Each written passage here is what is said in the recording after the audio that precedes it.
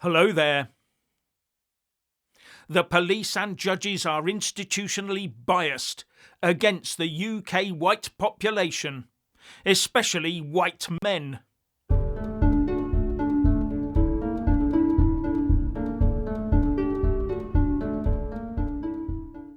It is now blatantly clear that the UK justice system is institutionally biased against the majority demographic of the UK, especially the men of that majority demographic, and really especially the straight white men. You only have to look at the Sentencing Council trying to force through those special rules that favour just about everyone except white males.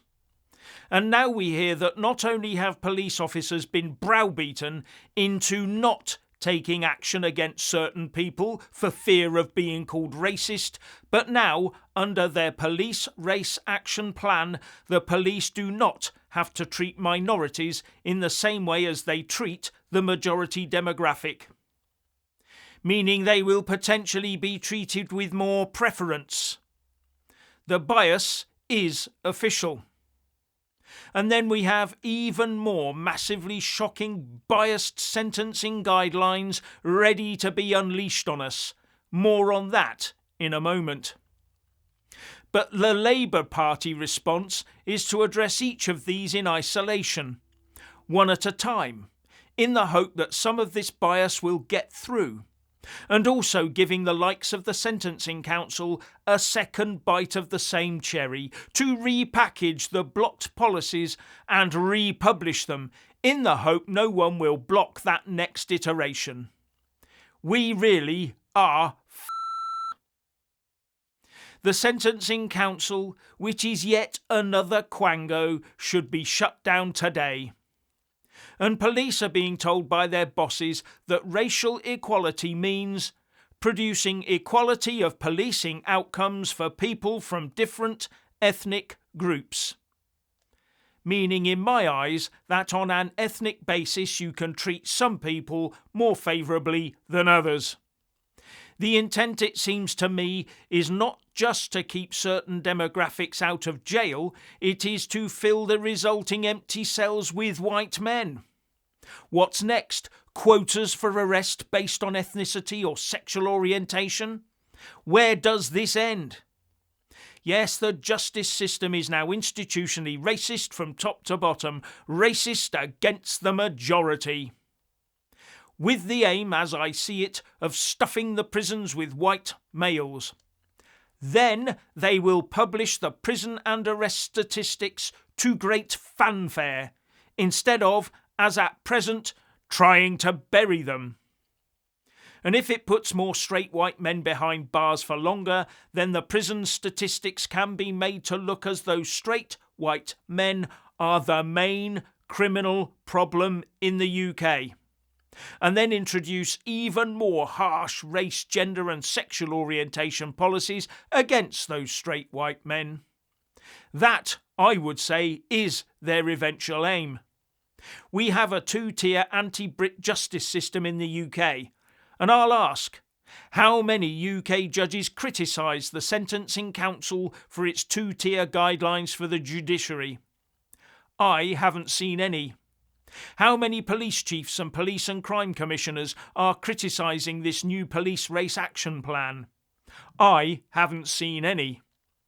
And His Majesty's judges are proud of their independence. Except, of course, when being ordered by His Majesty's government to crack down on the far right. But their independence means they can probably get away with following those Sentencing Council guidelines, even though they're not officially in force. All while the establishment and its woke followers rave about this adolescence series. They would never have made that series with a minority main actor, would they? And I do not believe the Justice Secretary Shabana Mahmood, nor her boss Keir Starmer, nor the Tory Shadow Justice Secretary Robert Jenrick, when they all rail and rage about this situation. Because if the roles were reversed, they would just be playing out the same government versus opposition roles. These politicians are fighting a rearguard action to protect themselves from any fallout. Now, they have managed to get the Sentencing Council to pause this two-tier policy, but as I said earlier, the judges are themselves right behind these woke policies, and I don't trust the vast majority of them to not impose those not yet official guidelines in their courts. The dice are being loaded against the majority demographic, especially the males, in an attempt to even up the statistical data. In the eyes of the woke, the numbers of arrests, successful bail applications and prison sentences must be equal pro rata across all demographics in the UK. In fact, the woke would rather that white men were seen by the data to be arrested more often, refused bail more often, and given prison sentences more often, and serve longer time inside. White men must, in the new woke anti-Brit world, be seen to be the main social evil. But we also have more woke coming down the pipe from that Sentencing Council. They are looking at reducing sentences for people who could be deported, sentences of less than 12 months. So the courts won't have to order their deportation. Also reducing sentences for convicted people traffickers. Here's what Robert Jenrick said in the House of Commons in response to Shabana Mahmood congratulating herself today on getting the sentencing guidelines paused. Yes, paused, awaiting new legislation. Shadow Justice Secretary Robert Jenrick. Yeah. Well, Madam Deputy Speaker, the Lord Chancellor must be living in a parallel universe if she's giving herself a pat on the back today. The truth is that she's completely lost control of the justice system. She sat on her hands for weeks. She took 7 days to gather her thoughts and put her views in writing to the Sentencing Council. Her incompetence took this down to the wire. Magistrates and judges were only updated by the press office of the Sentencing Council at midday today that the guidelines they were due to come into force had in effect been suspended. That raises the very real prospect that magistrates and judges sitting from 10 a.m. this morning were unaware of this chaotic last-minute change and did sentence people under guidelines that the Justice Secretary herself has conceded are two-tier. But it gets worse. In that very email to thousands of judges and magistrates sent just 90 minutes ago, the Sentencing Council state, and I quote, "We remain of the view that the guidelines are necessary and appropriate." Confusion reigns. They're being told one thing by the Lord Chancellor and another by the Sentencing Council. Who really is in charge here? Yet again, the Justice Secretary has been humiliated and undermined by activist judges seeking to undermine the will of this place, our Parliament. Her authority has been shredded. She is being treated as a two-tier, second-tier Justice Secretary. Madam Deputy Speaker, this was entirely preventable if the Justice Secretary had simply put party politics to one side and just backed our bill weeks ago to restore accountability and empower her to actually control justice policy. But the Labour Party blocked it. If the Prime Minister has been tricked into sitting at the front of the Docklands Light Railway thinking that he's in charge, as his Chief of Staff mocked him for the other day, the Lord Chancellor has chosen to sit there in the passenger seat, allowing the judiciary to take charge. She's decided to be undecided. She's resolved to be irresolute, all-powerful to be impotent. Even after this complete shambles, she won't even re-establish ministerial oversight. We're told via frantic press briefings that her bill, which we haven't even seen yet, will surgically remove this two-tier sentencing guidelines. But this doesn't tackle the root cause of the problem at all, which is a legal quango that is activist, which holds views completely divergent to the public, to Parliament, and now we're told to the government. Unless she follows the formula of our bill, MPs on this side produced will be back here time and again to unwind the next piece of madness coming out of the Council. Take the Sentencing Council's immigration guidelines that water down sentences for immigration offences below the 12-month threshold for automatic deportation. If published, it will mean hundreds of illegal migrants and foreign national offenders will avoid deportation every single year.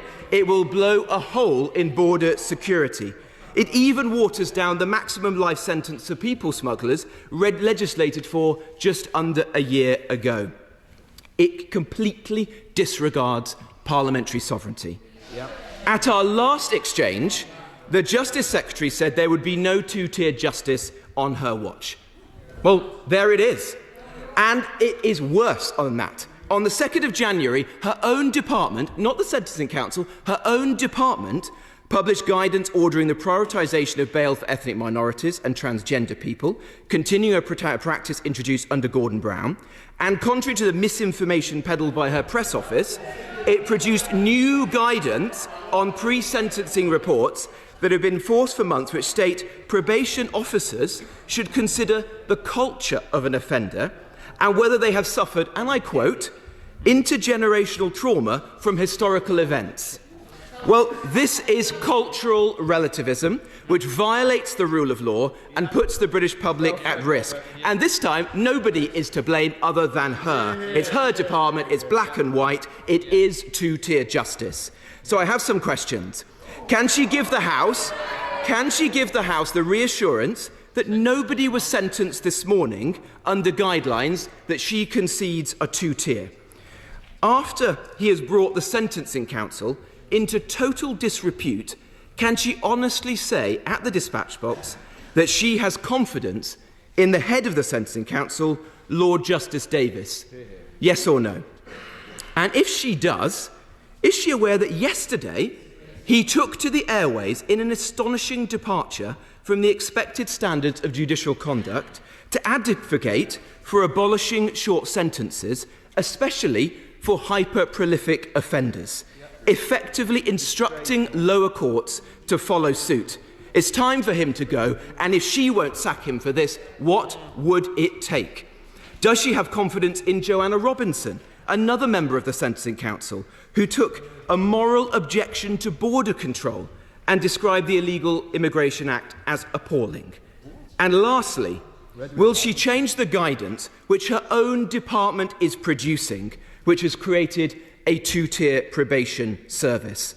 Or is it, once again, on her watch, two-tier justice under two-tier care? But do not fall for the hype. Jenrick and his Tories are not the answer. They spent the last 14 years ensuring woke and net zero were relentlessly pushed down our throats. They just weren't as driven as Labour is. Until you hear about wet, woke Tory MPs being replaced and the party saying it will leave the ECHR and UN bodies that entrap us, then nothing will change with the Tories.